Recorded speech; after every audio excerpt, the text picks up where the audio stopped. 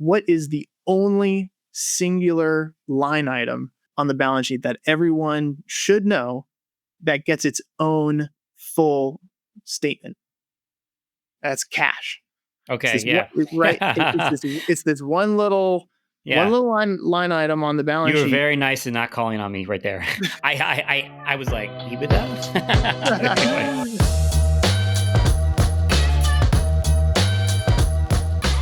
Hello. Welcome back to another episode of What Worked.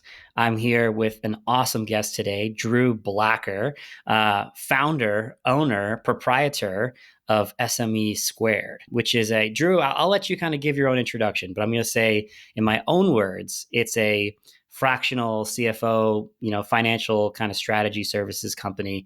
Rather than me just fumbling through it, if you don't mind, tell the What Worked audience who you are, what you do, and all that jazz, and how you got your start in this as well. Yeah. Well, thanks, Tyler. And it's great to be on. I appreciate you guys bringing me on. SME² has its roots really originating in a great experience I got back in Chicago. So I worked for a small and medium sized investment bank there in Chicago, which I really appreciated for a number of reasons. But one of the key facets of that was getting to really see a holistic view of the American economy. The nerd in me really enjoyed studying economics and also public policy before that experience. So getting to actually go in and work with companies from, pre-revenue tech startups all the way through, decades old steel fabricators who are looking to sell, was eye-opening and made everything real for me. Sure.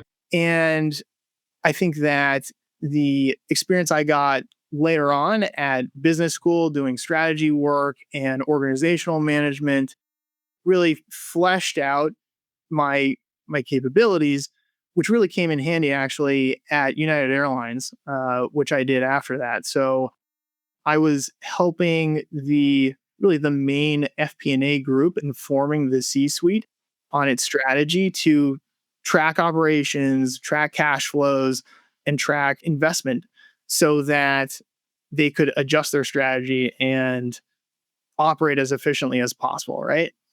That's the professional really basis for where I came from.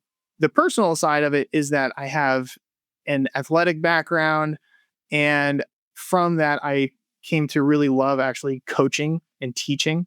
Yeah. And I realized that I had an opportunity to really combine the two with a consulting approach to corporate finance, strategic finance, whatever people want to call it.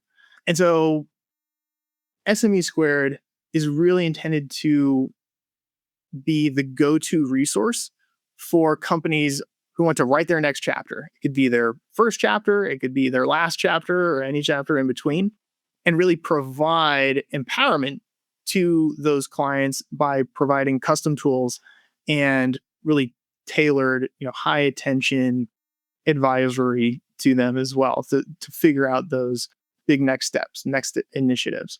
Yeah. I want to jump into a couple of things there because you said a bunch of stuff that definitely caught my attention. What was your sport? What did you play? And what do you said you like to get involved in coaching and. Yeah. So I was most competitive at squash, actually. Okay. My first job, though, back when I think I had just turned 15, was coaching tennis. I was also a tennis player. And throughout my life, I have had, coaching gigs like on the side or to fill up some time. My favorite one of which was actually being the head coach of a JV high school tennis team. Killer. Yeah. Only like a year out of undergrads. So Yeah. that was just a lot of fun. I'm sure. But yeah, it really showed me how rewarding it can feel to see people learn something new and figure out how to use it for them, for their own benefit, right? And that really is what I try to weave into how I approach my clients for SME².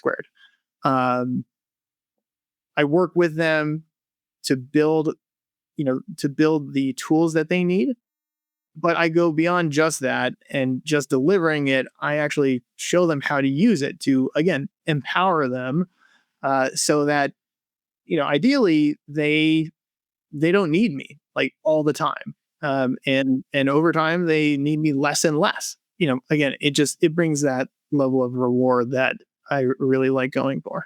You're the opposite of most consultants. You're actually trying to work yourself out of a job, whereas I feel like, what is the purpose of, and I say this lovingly, my wife is a consultant at Deloitte, and it's like, I'm like, what's the purpose of this project other than to sell the next project, right? That kind of feels like a thing, a random thing for you. You were a tennis player. I've been around athletes my entire life. I was an ice hockey player, and it's funny you say squash. I went to high school in the Northeast, and squash is Okay. very Yeah. So we're popular. two of the like 50 people who understand it. Yeah. That's exactly what I was going to say. And I'm now living out in California, and I truly have this question. I just don't know if they have squash here. I mean, I haven't been looking for it. I've never actually played it myself, but I remember it was a big thing. I mean, the school that I went to would send kids regularly to the, sort of the top college Yeah. programs, and it would always be this person very unassumingly like, oh yeah, that person's like the number, one ranked Yeah. squash Yeah. Yeah. player in the country, and I'd be like, really? I just know her as Sarah. Right? Yeah. And yeah, so that was always interesting. But here's my question for you. This is a very random one. True or false? Tennis players might have the worst tempers of any sport. I was around tennis players in high school. I was around hockey players all the time. Yeah. I And the was going to say, tennis you're a hockey player. Hockey players have tempers, but the thing is, it's so physical that you can actually get some retribution pretty quickly. Like you can Okay. act on your temper in a way that fits within the guidelines of the game. But I think there's this element of tennis where it's like, call it like it's a gentleman's ladies sport, type thing. And you kind of are like, I think it's like too suppressed. You have opportunities to physically obstruct the other guy and like make it a more physical game. You can And definitely do it's that. so contained. You're literally in a box. Yeah, yeah, yeah. I would say that you kind of need to, and this might be a theme in our conversation, you need to know yourself to know whether, letting off steam and, throwing a 2.5 second tantrum helps you or hurts you or like takes you out of your game. And that kind of only comes from experience. Um, but once you know what works for you, then you can make the most of it. No, it makes sense. As you say this, I'm thinking about this is not, tennis per se or squash, but I'm thinking about pro golfers. And if you look at right now, Scotty Scheffler, right, top of the world. And it's very clear to me that he has that like whatever you want to call it. He's got that competitor fire. It's like it's very clear that he's very upset, of course, naturally when he's not doing well or whatever it might be. But right at this moment, it just does feel like he mentally knows himself extremely well. He knows how to have a bad hole, come roaring back, versus you look at a lot of these guys that are kind of the top golfers. And, I can see them and they talk about it. They go through these, kind of valleys where their mentals are getting the best of them. So anyway, no, I appreciate you letting me Yeah. go on that tangent. It's just for Yeah, sure. sometimes for my own just satisfaction here on the podcast. I'm just digging into these things. Now, I will say another part for me personally, and I will weave this back into what you talked about, which is really kind of like knowing yourself. Yeah. I have to just ask, you mentioned your private equity experience or your investment bank experience, sorry, being at a boutique one and getting to see this wide range of deals. And you mentioned a tech startup, pre revenue, and a steel company decades in the business. I do have to ask you, were there any businesses along the way that you really enjoyed learning more about? I think I don't want to back out of giving you a real answer, but ultimately, I feel like, you know, pick whatever cliche you want. It's kind of like, it's about the journey, not the destination. Like just going through and learning the wide variety of sometimes crazy things that businesses do and they do it successfully is, is really impressive. And I think, well, actually, one that comes to mind was a business in believe it was Hazleton, Pennsylvania. It's just a unique name of a town that I remember. This business was a used oil garbage disposal business. I love it already. Yeah, yeah, I know. Like the Yeah. dirty job kind of Dirty businesses jobs. are often kind of the coolest because Totally. it's the last thing so many people think about, Yep. while at the same time being like the most critical when you really think Yeah. about it. Absolutely. And yeah, those dirty businesses are often beautiful businesses and they're profitable business. They're great businesses to be in. And certainly, seeing businesses like that, it really just brought me down to earth, which some folks who don't get out and see the real world and get that variety really appreciate.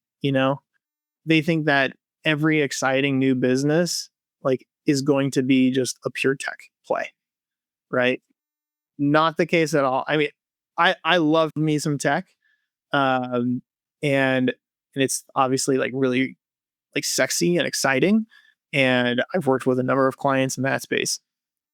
But you know, uh, people can be creative in other spaces. Auto part manufacturing, or I mean, even construction. Like general contractors. Kind of the classic one that a lot of folks might think about. Without a doubt. No, I'm nodding furiously. You mentioned dirty jobs, right?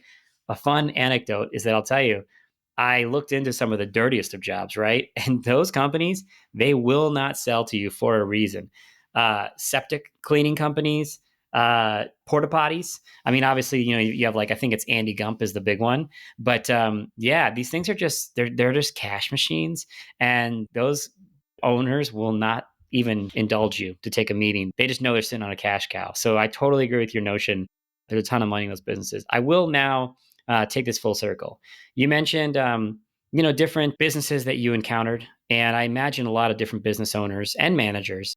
My assumption, as a business owner myself, my assumption is they're not all making the most out of their financials or their financial strategy. And so, what is it that you would say to most of those types that really could be doing more? Because I know that's a big part of your business. Yeah. First, I would say you are correct. There are a lot of business owners and managers are who are not making the most of their financials, and I I don't necessarily blame them by any means, right? Because accounting and financial statements is a language unto itself, and it can be confusing. Sometimes it almost seems like some things are confusing by design, especially if you haven't gone through the rigorous kind of education, that just is needed oftentimes to get a solid understanding of it.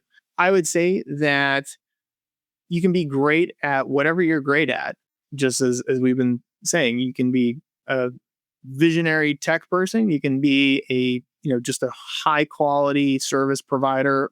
But I think people don't appreciate, it's like they don't know what they don't know Sure. when uh when they are not able to read the language of accounting and financial statements. And actually, this is coming from a guy who is not a CPA. I am not a CPA. Um, there, there apparently are issues with the CPA licensing process, whatever that institution is trying to figure out. Noted. The point is that it is a language that takes effort to get to understand. And, of course, the selfish plug is, that's what I can do for businesses. But I think some helpful context in appreciating this is that, before business was something to study, which even having gotten my MBA, it's still kind of strange to me that business is something that you can study, because it involves so much stuff. Um, but before that concept really existed in higher education, what did people study if they did want to go into business? What, 20, 30 plus years ago? It was accounting, Yeah, right? totally. And it's not that accountants are incredible because of what they do, putting in journal entries. Mhm. It's really about the end product of their work, which is the financial statements themselves. And so if you can learn at least enough of the language to read an income statement, read a balance sheet, and hopefully read a cash flow statement, then you're going to be able to like pick up on how things are going in a business. You can tell a lot. I mean, they are intended to be a clear window into the operations and financial performance of a business. That's why you have the big auditors and public companies. Like everything comes down to what they release in their financial statements. Like Mhm. that is what it is. And so once, especially somebody who's looking to grow their business, once they have a good understanding of the language of accounting and financial statements, just to the level that they need, it all of a sudden becomes a real tool to see how revenues are coming in. Like, are they actually getting paid?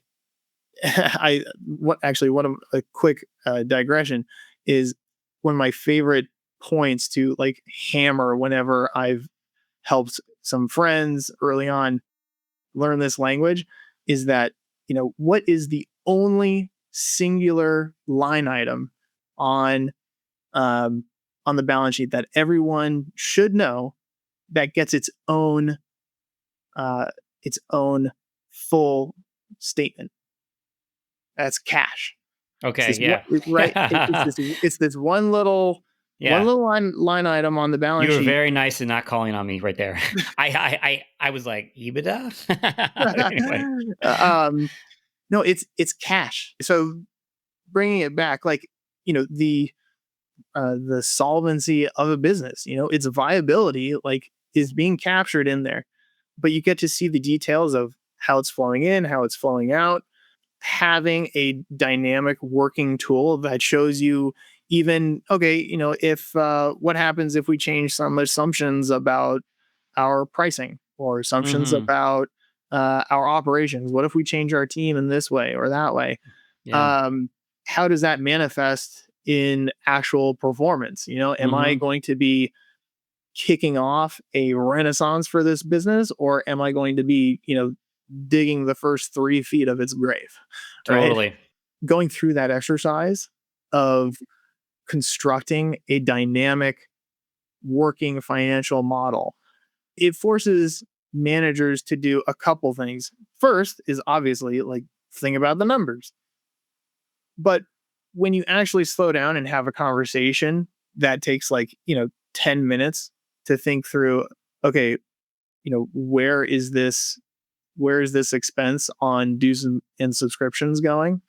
Like, then it's like, okay, I actually am thinking through what is really happening day to day. If I was thinking about expanding to a new location, that's a serious conversation Mhm. to go through the numbers, but it forces the manager, the owner or manager, to actually appreciate. Oh my gosh, like this Yeah. is this is big. Totally. Is that making Yeah, sense? what it makes complete sense, and I'll also turn it around into a plug for your business, right? I am very, very fortunate, but I'm also intentional. I pick my partners as best as I possibly can. My wife is a great partner in life. She aligns with me in all the right ways, but also brings things to the table that I definitely don't. And we joke also that she's the family CFO, right? Yeah. But and CEO. Let's be real. Yeah. Wives and moms, they run the show, Yeah. truly. But also my co-founder, Mike. So shout out Mike Wu, who anybody who listens to this podcast regularly already knows Mike. He's one of the other hosts of What Worked, but he's the CEO of Hireframe. And what I'll say is that it completely resonates with me, what you're talking about. I am probably financially illiterate in the sense that I have no background whatsoever in finance and accounting. I wasn't even a business major. You mentioned public policy. I was a policy major, of Yeah. all things, but not my forte at all. And what's incredible is that just about every quarter, Mike and I will sit down and he will provide this kind of analysis where he's doing a lot of what you're talking about that you do for your customers He's doing it for me. And it's incredible the way that it really, the best way I would describe it is it centers you. It gives you, so much of as a business owner. Now, I'm a small business owner, so it's probably even a little bit different for me than, say, owner of a large steel company that's been around for decades, right? Um, but I still think there's some similarity. So much of it is emotional. So much of it is fighting the flavor of the day of the week, where you kind of have a certain feeling. There's something about your business that frustrates you. There's something about your business that's aspirational that you want to be. But there is something about when you're able to pair those feelings up with the truth. The truth is in the numbers. And like you said, cash. That's the type of like guidance that Mike is bringing to the table in our relationship. I'll be like, hey, man, I've got this great idea for a new service, a new role that we want to target, a new go to market strategy, They whatever say, it yep, is. yep. Yeah, There's always temptation. there's always something new, right? But then it's like, and I'm a big fan of Arrested Development. I always find myself saying there's always money in the banana stand. And in, the version of the banana stand is like he'll oftentimes center me, provide a great counterpoint where he'll be like, let's look at our customers, right?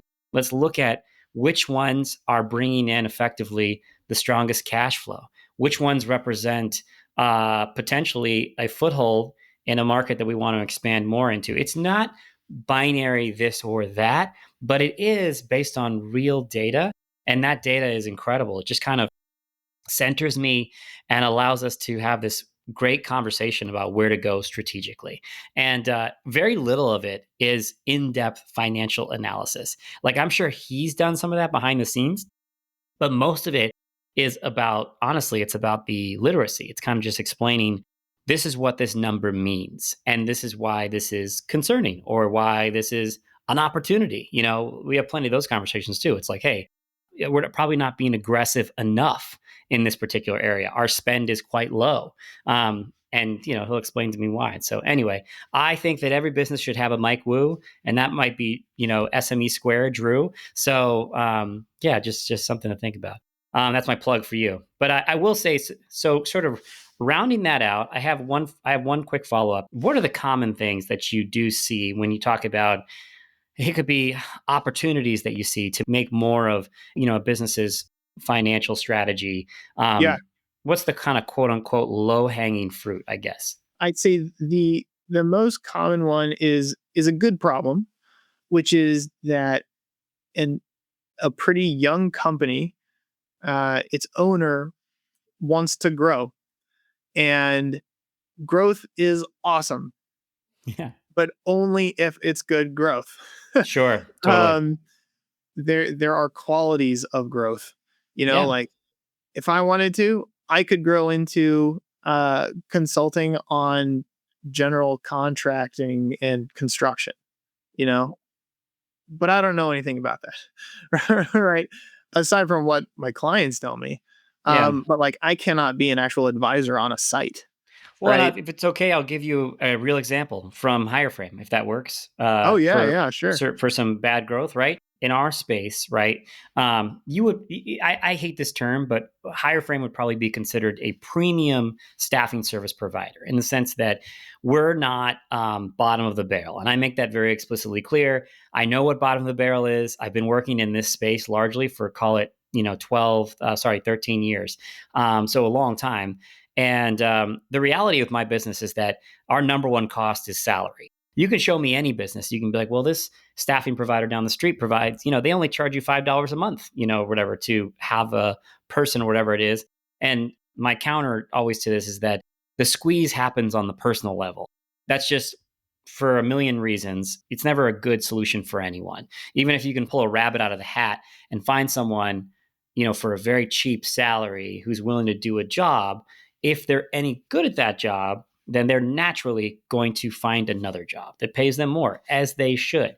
And so, anyway, the example there is that there's a million different models in my space. Hireframe is a staffing model. We bill a flat monthly rate per resource, but there's a million and one of these other kind of like, I don't want to be flippant and call them fly by night companies. Maybe they'll be around for a very long time, but they're internet companies. So they do kind of pop up really quickly. Funny enough, I get pitched by a lot of them because they don't actually look at what Hireframe does.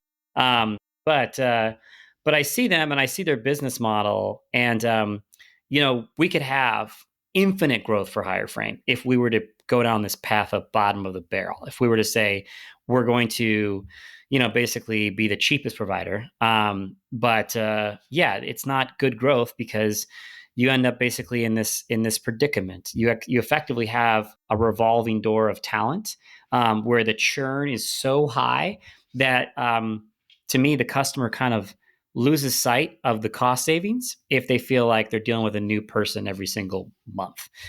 So yeah, that's my quick bit about bad growth. Yeah, there is both bad growth, and I think you went through a good example there.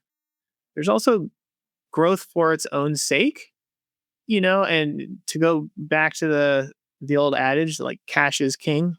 If you're not talking about literally like building a giant international conglomerate in something, then if you're growing, but your growth, like if your top line volume is growing Yeah, and the number of locations is increasing, true. uh, but if at the end of the day you're making even just the same amount Yeah, of cash, like your gross EBITDA is ultimately the same, then what are you really getting from it?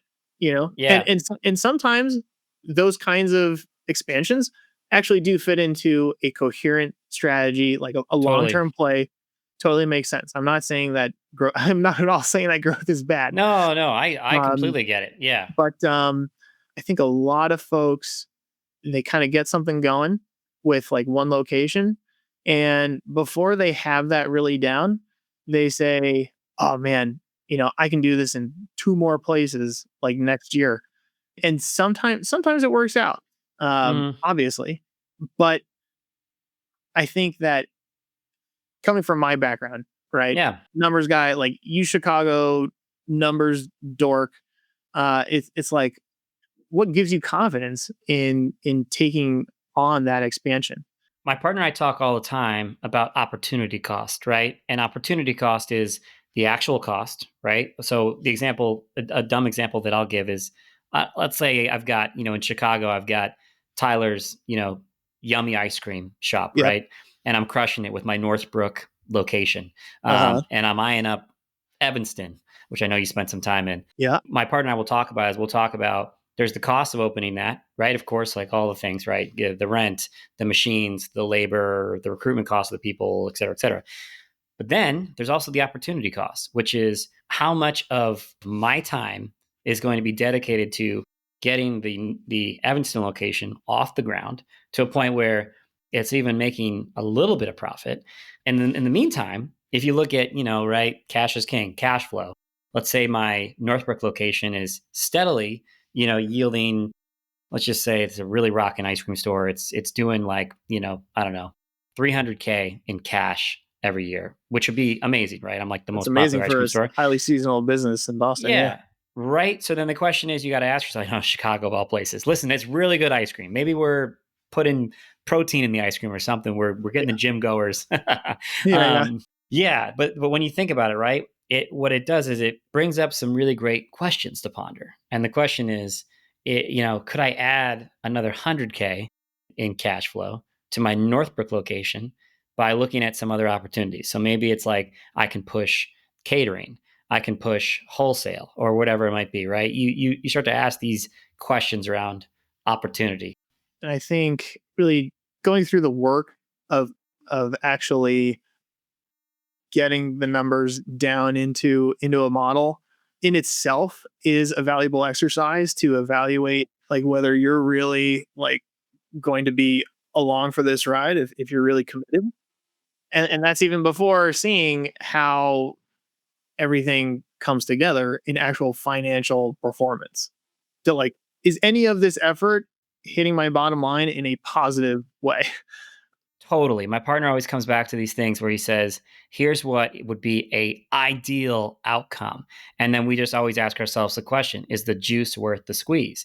And I think it's always interesting. It's like I go back to that. There's always money in the banana stand. The banana stand looks a lot better when you look at it and you're like, man, I'm gonna pretty much dedicate my entire year to this with the potential upside of X amount of dollars in additional cash flow when I could just sell more ice cream out of my Northbrook location and look at other things too, like look at other growth opportunities. This all makes a lot of sense. Are there different kind of, I don't know, call it business owner types, different manager archetypes that you encounter? I guess the kind of range would be like degrees of financial literacy. Degrees of financial literacy. Of course. Well, the first, upfront answer is of course. Yeah. There are different personas, and they come in all different levels of financial literacy. I would follow that up by saying that, while there are types, I'd say the vast majority of us have different components of these various personas. Groups of them are most easily understood by breaking them down into stage of the business, right? Okay. So you have early stage folks, your growth stage, you have your steady state, which is not talked about enough, I think. And then you have your kind of crazy, like everything's, right? Folks who do everything. So on the early stage, you have your like 0 to 1ers, the people who love creating something and like getting it done and moving on. Um, you also have your dreamers.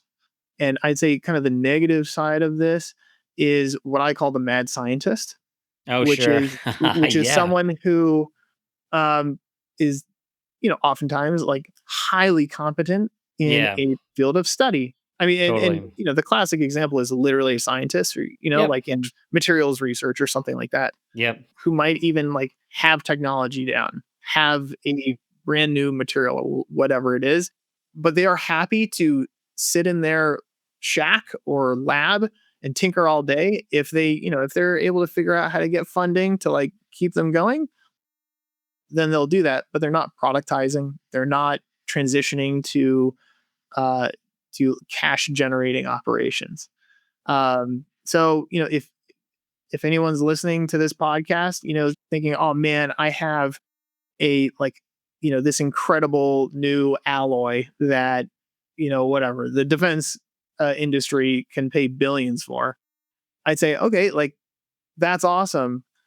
Let's make sure that we're making forward progress to like, to create a profitable business that people want to uh, help you with, right? To deliver that promise of that technology. I always feel like the historical like podcasts or books or anything that talk about great inventors of the past, 100%. Yes. they'll say, oh yeah, they came up with this amazing technology and they were great business people. Yeah. Right. These are the ones we read about. There are tons of those folks who are not also great business people, and Yes. their technology doesn't necessarily have the impact that it otherwise might have. I love this. It's just resonating on many different levels. First of all, I totally agree. It's not talked about enough that there's a fine line between Steve Jobs and insert person that you've never heard of. And Steve Jobs, for as much as people, I think they fantasize about all the stuff about him that is unique or quirky, right? It was like didn't wear shoes, didn't shower, ate only one thing. I think ate only whatever for forever, apples. I don't know what it was, but I know he was very experimental about his diet, right? And all that stuff. But really, at the heart of it is like, what was he? He was, yes, he definitely had a flair for invention, but the people that made the products, that really wasn't him. That was other people. But really, he was a masterful marketer. He was a marketer. And I wouldn't say necessarily good manager is probably not the best description, because I think that when you're that uber successful, I think there's a fine line between, you know what I mean? You kind of get people around you that are like willing to tolerate you, I guess is what I'd say, because they're so down for the mission. He'd probably be canceled in today's times, if I mean my guess. Well, But he's effective. He's effective. That's the thing. Effective. He's Like good effective. has other connotations, but he's effective. Yeah, totally. But I totally get that archetype, and full transparency, my family is totally, we err on the side of mad scientists. We really do enjoy, we love tinkering, we love thinking about things, and you name it, around the table, always ideas. And then it's like, okay, taking those ideas and putting them into action. And then what I will say is I've actually talked about it a lot in what worked. One of the big dangers, and I'm sure this comes out in the finance side of it. But one of the biggest dangers of the mad scientists is that the echo chamber that they're in, which is really just themselves. I always call it, you become obsessed or in love. You're in love with the problem. You're not in love with the actual selling of the solution. And sometimes you're solving a problem that nobody has asked you to solve. And so it's like that inability to get out of the lab and actually talk to people. But anyway, you just struck a chord, so I wanted to rant there for a second. I'm not Yeah, sure if yeah. it actually fits the question, but yeah. Yeah, yeah. I very much agree. I think in the growth stage, you have folks who are like salesmen, right? You want a salesman, people who can like just rev up operations and they love building. Kind of almost parallel to that, I'd say, are the empire builders, people who, you know, they get addicted to the early success of a business and Sure. then they start thinking, "Oh my gosh, I can do everything." They want to dominate. Yeah. Yeah, and there are examples of that historically too, but I think in the economy today, in the competitiveness today, you got to be a lot more careful about, again, like the inputs to how I think of, the like the financial success of a business, right? Is the strategy aligning? Like, are the numbers there? Are you able to actually, survive in the long haul? So again, bringing that the strategy side of things into the numbers is critical. And also almost like downstream from the mad scientist in this Hmm. at this stage are what I call the arts and craftsmen, Okay. who like they have a business, it's growing, it's doing fine, but they're so caught up with putting together a new deck like every month, and you know they know they need to grow. The business is technically at that stage, but they're kind of what's the turn of phrase to like it's like they're treading water. There's a lot of splashing but not a lot Yeah. of motion. Oh, yeah, and So it's almost a different version of paralysis by analysis. They're like, yeah, yeah, I exactly. get that. It's like I always say that it's a lot easier to create a new deck, right, than it actually is to just pick up the phone and make a cold call. Cold calls are scary, right? But it's like, if I make a new deck, then it's like you're kind of, again, it's like I said, it's another version of the mad scientist where you're kind of in an echo chamber. You are basing a lot of what you do based off of your hunches, versus just talking to customers. And it's like, let me just tweak the product a little bit more. Let me just tweak the marketing a little bit more. And sometimes it's just like you just need to do. Yeah, a lot of business success in any space is ultimately just brute force. Like thinking at your desk, doesn't get your solution out there and generating revenue and actually growing the business. Which actually, for all of the talk we've gone through of like being cautious with growth and bringing it then to the steady state Yeah, I manager, was gonna ask you, what's this um, like? Yeah. this is one of my favorites because Really? because nobody talks about it, Yeah, um, but it's highly relatable. totally. I've worked with these business owners, men and women um, who have done a great job, getting through the early stages of the business, growth Mhm. stage, and then they're crushing, you know, a great living, right? Right. Yeah, Ultimately, their business that is whatever tens of millions of dollars of yeah. volume, Mhm. it hasn't grown over the last 5 plus years, Yeah, but they're maintaining a 10, 15% EBITDA margin, hopefully. Sure. Yeah. Um, but they have a great living, and like, and they do a great job managing it. They hold on to like their bookings, their revenue, and they figure that out. But they're not the empire builder, right? These businesses, I think, are some of my favorites that I've seen because PE investors, bluntly, I think would especially love them, Sure. Of um, course. because they've been on cruise control for a Yep. while.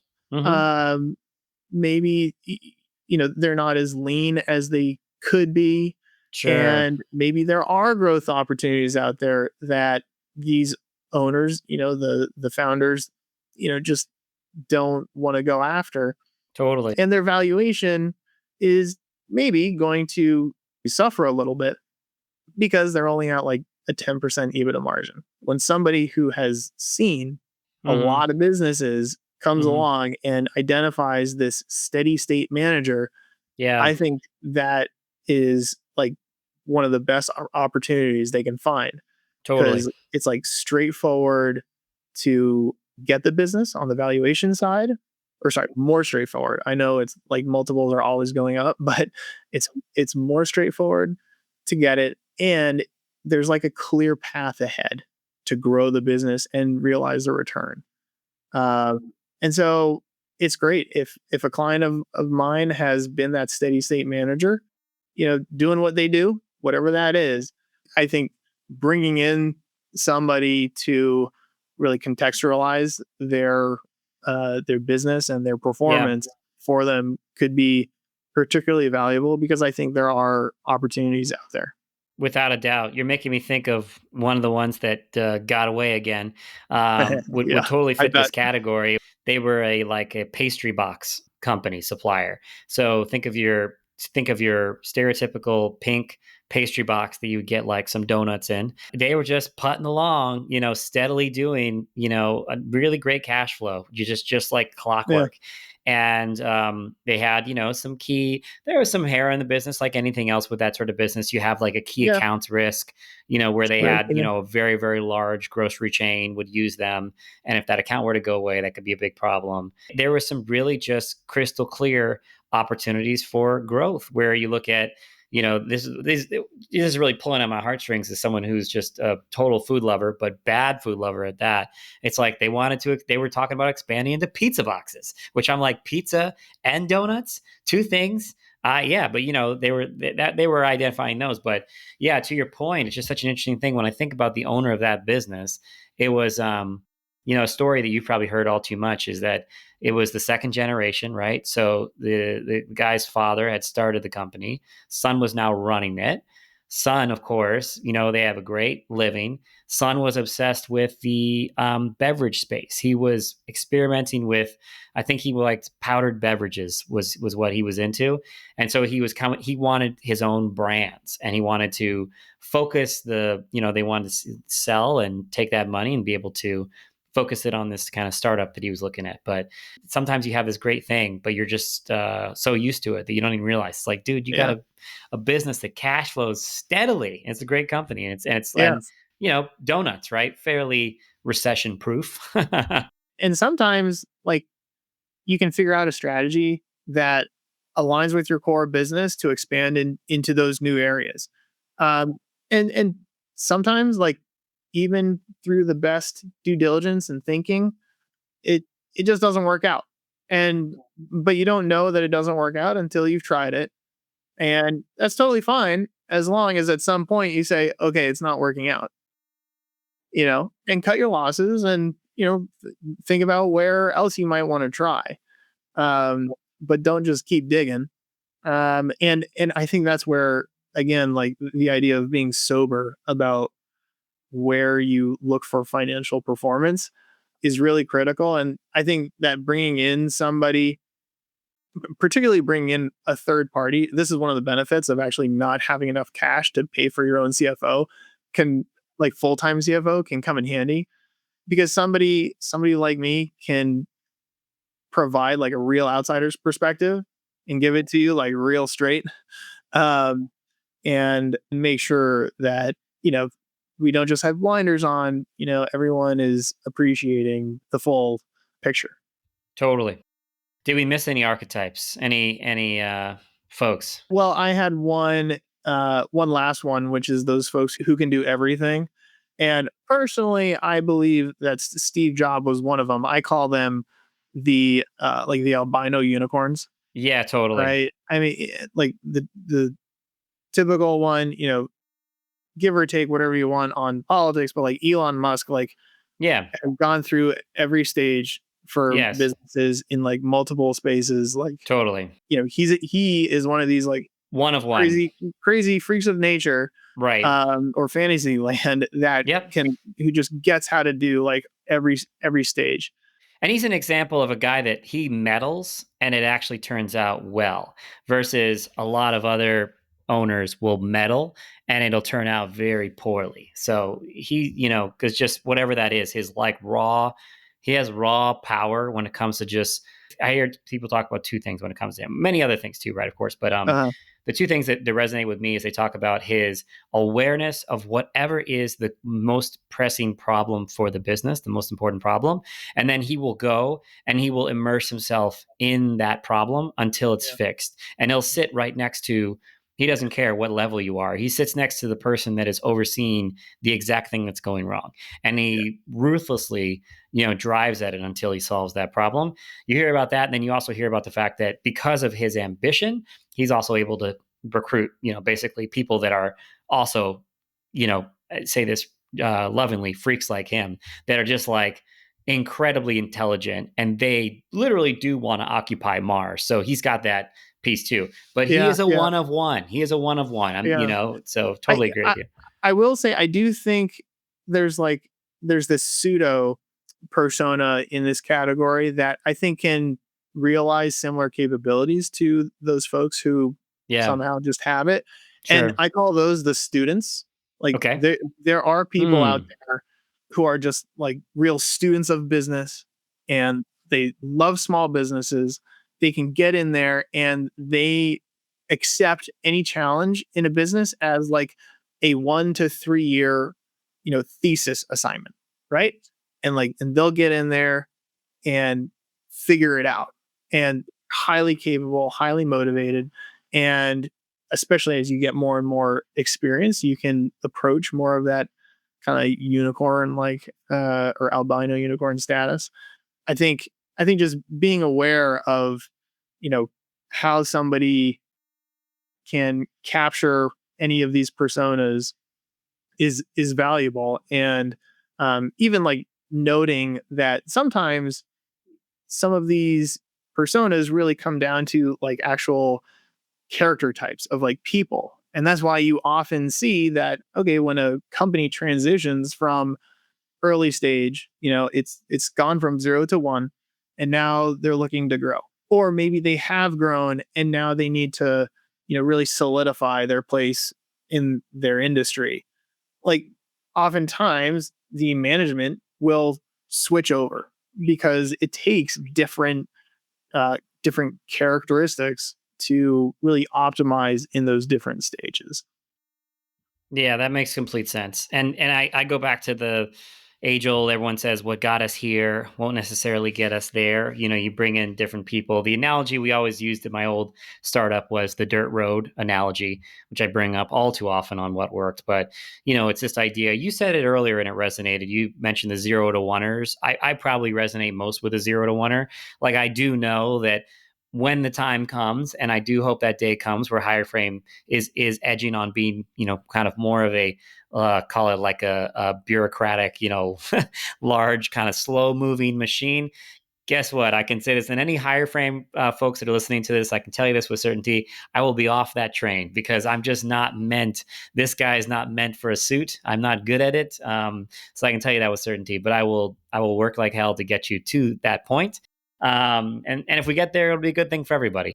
This has been an awesome conversation, Drew. I do Yeah. love to ask guests if you humor me and give a quick. You've kind of given a longer pitch for your business, but if you were to shoot like a quick infomercial spot, basically take this time to speak to that mad scientist, to that steady Yeah. state business that you love so much.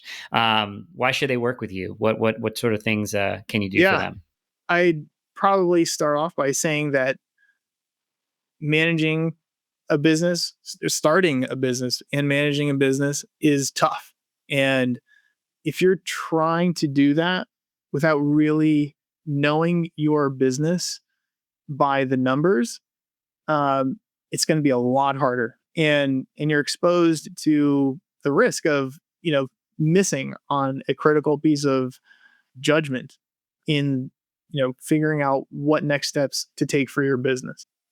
And so, through FP&A and capital markets, like assistance, basically, we look to apply a collaboration with clients to get that custom financial model together so that you have an effective tool that really speaks just to your business and lets you get the most insights into how operations are going, but also like what the future can look like. Everybody knows that once you put a plan together, it's going to be wrong because, nothing ever goes according to plan. But having that base is critical to making sure that you actually make progress in at least in the right direction. Um, and really having the fundamental understanding necessary to make good decisions. And also, when you have that understanding, it's a lot easier to convince potential investors Totally. and your own team Yep. of what steps you're taking, and you get buy-in, Hmm. um, and you have confidence not just in the path that you need to take, but also as you're actually going.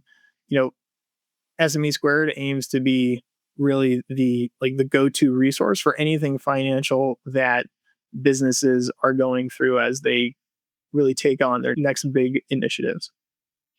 Awesome. I will summarize that very succinctly in saying Drew will help you know your numbers so Yeah. you can make better decisions and you too can be financially literate. I'm pointing to myself actually right now. Yeah, in the mirror. My thing exactly. Man in the mirror here.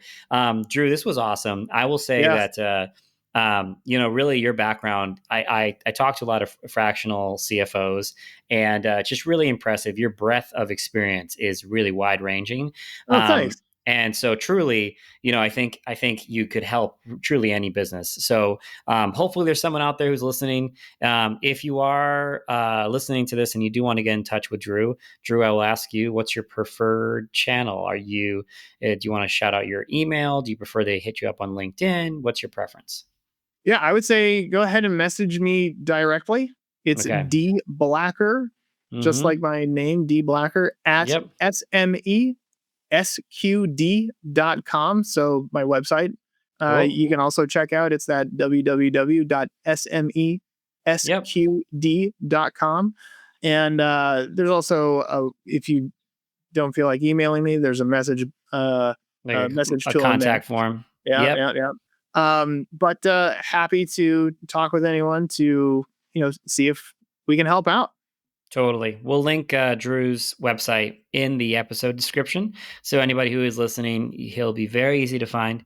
And I can attest he's super responsive. So hit him up. And again, Drew, this was an awesome episode. I really did enjoy the conversation. Likewise. Very excited to see what comes of SME². And for the rest of you, what worked, folks, listening, we'll catch you on the next one. Thank you so much. And if you do know of someone really great that you think would be an awesome guest on What Worked, this goes to you too as well, Drew, please do let us know. We love some of our best guests have all come from referrals. So Of course. please hit Yeah. us up. All right, everyone. Thank you so much. Thank you, Drew. Thank you.